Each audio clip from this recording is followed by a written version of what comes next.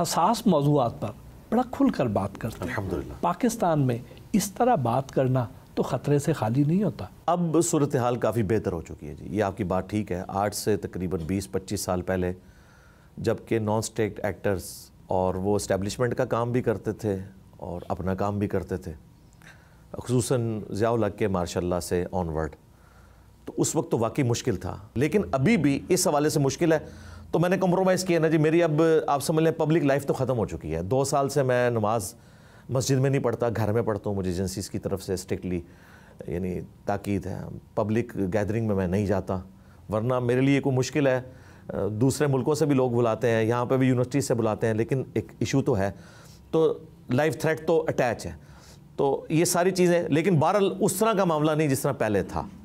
لیکن کسی نے تو یہ کام کرنا ہے کہ سینسٹیو ٹاپکس پہ یا تو ہم غیر مسلموں کے حوالے اپنی ینگ جنریشن کو کر دیں کہ وہ بتائیں امت کو کہ حقیقت کیا ہے۔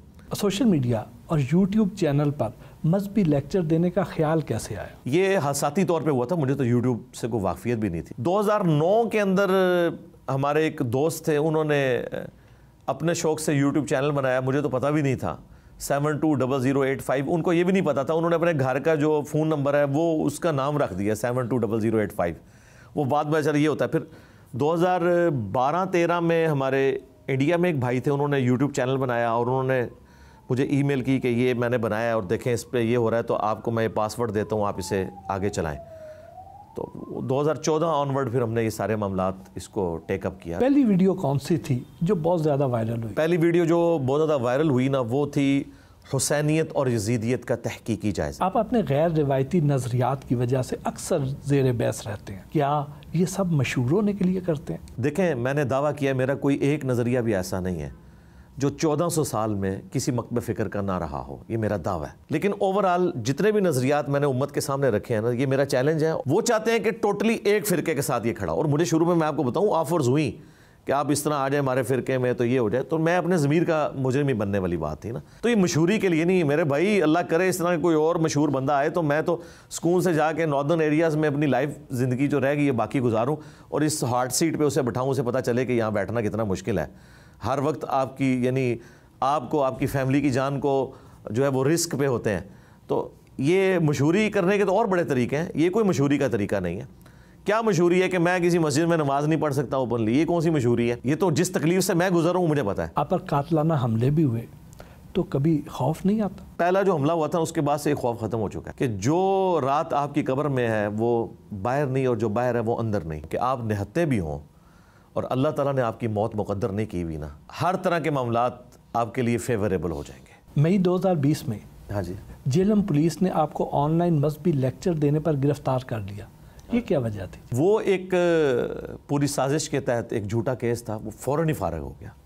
وہ یہاں پہ کچھ مولوی تھے، انہوں نے پولیس کے ادارے کو یوز کیا، ظاہر ہے کالی بھیڑیں ہر جگہ موجود ہیں، پیسہ وغیرہ لگایا، اور میری ایک 3 سال پرانی ویڈیو 2017 کی، وہ ویڈیو انہوں نے out of context Kati. 5 second کی 7 سیکنڈ کی ویڈیو میں آپ کسی کا جملہ بھی تو کوٹ کر سکتے ہیں، اس کی بنیاد کے اوپر انہوں نے کیس بنایا اور پولیس خود مدعی بن گئی، تو اسی چکر میں وہ لے کے گئے۔ آپ کے جو لیکچرز ہیں ان کو ایٹ دا سیم ٹائم بہت سے لوگ پسند بھی کر رہے ہوتے ہیں اور بہت سے لوگ تنقید بھی کر رہے ہوتے ہیں، اس کی کیا وجہ ہے؟ تنقید تو کرنا ان کا حق ہے جی، تنقید کرنی چاہیے، میں تو خوش ہوتا ہوں تنقید سے، کیونکہ جو لوگ تنقید کرتے ہیں نا ان کی تنقید علمی نہیں جذباتی ہوتی ہے، اور ہمیں موقع مل جاتا ہے، ہم کہتے ہیں دیکھو یہ مجھے گالی نکال رہا ہے، اس کے پاس اگر کوئی بات ہوتی تو قرآن و سنت کے مقابلے پہ پیش کرتا۔ آپ کو اس سن کے حیرانگی ہوگی کہ مجھے کوئی ویڈیو میں برا کہے، گالی نکالے تو میں خوش ہوتا ہوں۔ آپ کو ہر کوئی دوسرے کا ایجنٹ کہتا ہے، لیکن آپ اصل میں ہیں کس کے ایجنٹ؟ اللہ اور اس کے رسول کے ایجنٹ ہیں جی۔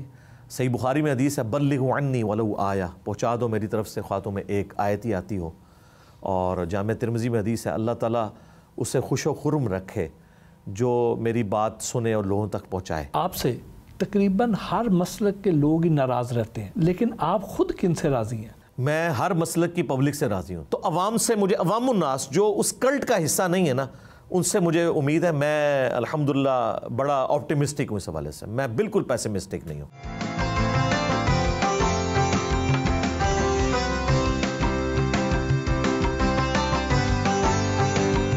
ظہر کی نماز ادا کی،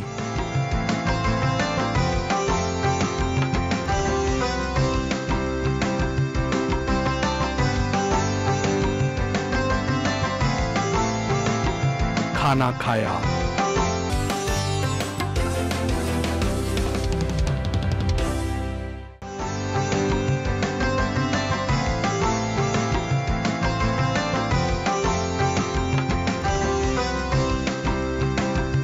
آپ خود کس عالم دین کو فالو کرتے ہیں؟ فالو تو ہم کریں گے قرآن و سنت کے دلائل کو، اور مجھے کوئی آر محسوس نہیں ہوتی کسی بھی ٹاپک کے اوپر۔ جب بھی میں نے کوئی پوائنٹ آف ویو دینا ہوتا ہے تو میں مختلف مکاتب فکر کے جو بڑے علماء ہیں سب سے پہلے تو ان کی بکس پڑھتا ہوں۔ باقی اگر آپ کے شوق کے ساتھ تو ویڈیوز اگر میں دیکھتا ہوں تو مولانا اسحاق صاحب کی رحمہ اللہ تعالی، جاوید احمد غامدی صاحب، ڈاکٹر ذاکر نائک، اور سب سے زیادہ جس کو میں نے سنا ہے وہ ڈاکٹر اسرار صاحب ہیں رحمہ اللہ تعالی۔ آپ بابوں کے اتنے خلاف کیوں ہیں؟ لوگ تو کہتے ہیں کہ آپ بزرگوں کا تمسخر اڑاتے ہیں۔ لوگ اڑواتے ہیں بزرگوں کا تمسخر، میں تو نہیں اڑاتا۔ میں جب کبھی بھی بزرگوں کی طرف منسوب جھوٹی کہانیوں کا ذکر کرتا ہوں تو میں اس میں بار بار کہتا ہوں کہ میں 1000 ٹن حسن ظن رکھتا ہوں کہ یہ انہوں نے نہیں کہا ہوگا۔ تو میں ان کی طرف جو جھوٹی سٹوریاں مشہور ہیں، اب دیکھیں شیخ عبد القادر جیلانی رحمۃ اللہ علیہ، بریلوی، دیوبندی، اہل حدیث، تینوں کے نزدیک